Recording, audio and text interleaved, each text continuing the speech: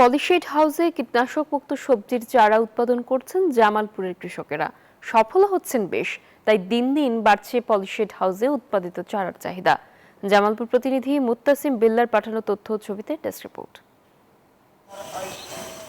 জামালপুরে পলিশেড হাউজে হচ্ছে বিষমুক্ত সবজি চাষ।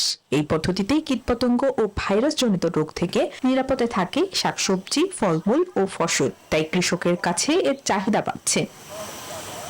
বসুন্ধরা টিস্যু, অশুদ্ধতার বিরুদ্ধে এক বিন্দুও ছাড় নয়।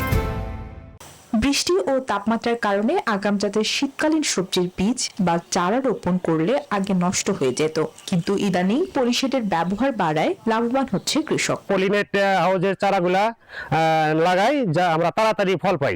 ইনভেস্ট একটু কম হয়, লাভের পরিমাণটা বেশি। অনেক কৃষক আমাদের কাছ থেকে এই কোকোপিট সিডলিং ট্রে এইভাবে তারা নিয়ে যে নিজের চারা নিজেরা উৎপাদন করে তাদের কৃষিকে তারা উন্নত কৃষিতে পরিণত করতেছে। কৃষি প্রকল্পের আওতায় জামালপুর জেলায় 2টি পলিশেড স্থাপন করা হয়েছে বলে জানান এই কৃষি কর্মকর্তা।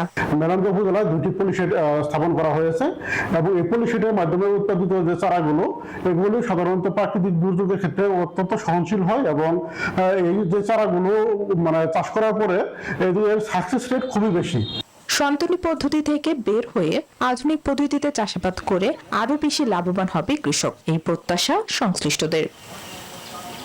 Desk report, news 24।